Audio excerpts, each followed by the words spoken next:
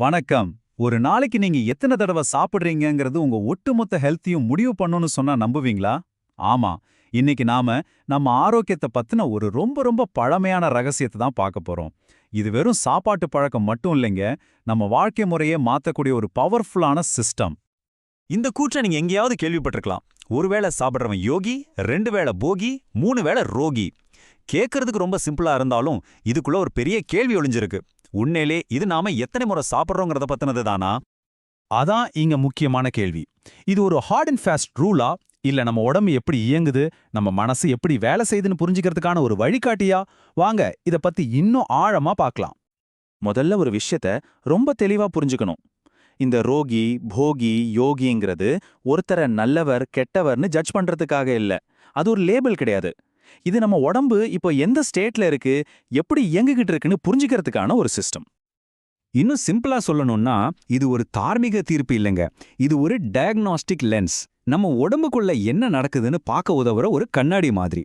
இத வச்சு நாம இப்போ எங்க இருக்கோம், அடுத்தது எங்க போகணும்னு நாமளே முடிவு பண்ணிக்கலாம். சரி, முதல்ல ரோகி நிலை. இது என்னன்னா, நம்ம சிஸ்டம் ஓவர்லோட் ஆகி ரொம்ப கஷ்டப்பட்டுட்டு இருக்கிற ஒரு நிலை. ஒரு கம்ப்யூட்டர்ல ஒரே நேரத்துல நிறைய டேப் ஓபன் பண்ணி வச்சா அது எப்படி ஹேங் ஆகி ஸ்லோ ஆகிடுமோ அதே மாதிரி தான் நம்ம உடம்பு தொடர்ச்சியான ஒர்க்லோட், ஸ்ட்ரெஸ், இன்ஃப்ளமேஷனால அதோட கெப்பாசிட்டிக்கு மேல தள்ளப்பட்டு ரொம்ப சிரமப்பட்டு இயங்கிட்டு இருக்கு. அடுத்தது போகி நிலை. இது ஒரு கம்ஃபர்ட்டான ஆனா ரொம்ப இன்எஃபிஷியன்டான ஸ்டேட். அதாவது எல்லாம் நல்லா இருக்கிற மாதிரி தோணும், ஆனா இந்த சிஸ்டம் ஒரு சின்ன அழுத்தத்தை கூட தாங்காது, சட்டுன்னு ரோகி நிலைமைக்கு சரிஞ்சிடும். ஒரு மெல்லிய நூல்ல தொங்கிட்டு இருக்க மாதிரி ஒரு நிலைமை தான் இது. கடைசியா யோகி நிலை. இதுதான் ஆப்டிமல் ஸ்டேட். அதாவது ஒரு சிஸ்டம் அதோட உச்சபட்ச செயல்திறன்ல இருக்கிறது. இங்க குறைஞ்ச இன்ஃப்ளமேஷன் இருக்கும், எந்த ஒரு ஸ்ட்ரெஸ்ல இருந்தும் வேகமா மீண்டு வந்துடும். ரொம்ப எஃபர்ட் இல்லாம பேலன்ஸ்டா இயங்கக்கூடிய நிலை. ஓகே, இந்த நிலைகள்லாம் நம்ம புரிஞ்சுக்கிட்டோம். ஆனா ஒரு நிலையில இருந்து இன்னொரு நிலைக்கு எப்படி மாறுறது?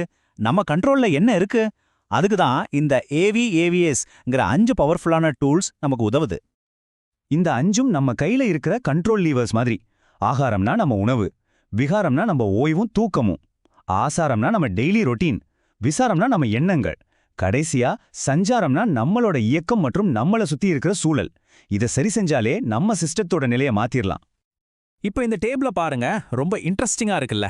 இது நம்மள நாமளே புரிஞ்சுக்கிறதுக்கான ஒரு மேப் மாதிரி. நம்ம ஒவ்வொரு சின்ன சின்ன பழக்கமும் நம்மள எப்படி ஒன்னு ரோகி நிலைமைக்கு தள்ளுது, இல்லனா யோகி நிலைமைக்கு கொண்டு போகுதுன்னு ரொம்ப தெளிவா காட்டுது. உதாரணத்துக்கு விகாரத்தை எடுத்துக்கோங்க. 6 மணி நேரத்துக்கும் கம்மியா தூங்குனா நேரா ரோகி ஸ்டேட். அதே இது ஒரு 7லேருந்து 8 மணி நேரம் நல்லா தூங்குனா யோகி ஸ்டேட்டுக்கு போறோம்.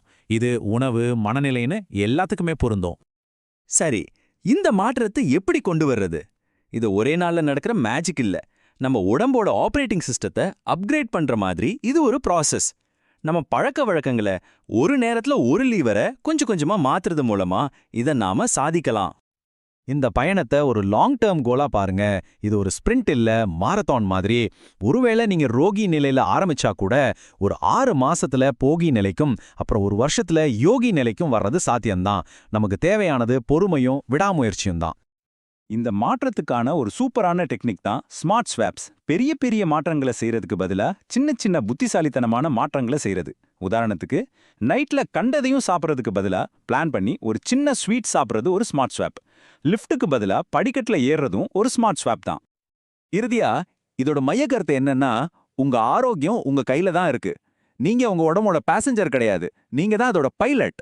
கண்ட்ரோலை உங்க கையில எடுங்க. பாருங்க, இந்த ஒரு வரி எல்லாத்தையும் சொல்லிருது.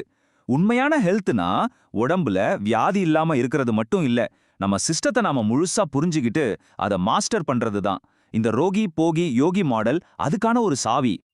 யோசிச்சு பாருங்க, ஒவ்வொரு நாளும் உங்க உடம்பு உங்ககிட்ட பேசிட்டு தான் இருக்கு. பசி, சோர்வு, எனர்ஜின்னு பல சிக்னல்களை அமுச்சிட்டே இருக்கு. அந்த சிக்னல்களை கவனிச்சு உங்க சிஸ்டத்தோட பைலட்டா மாற நீங்க தயாரா? பதில் உங்க கையில தான் இருக்கு.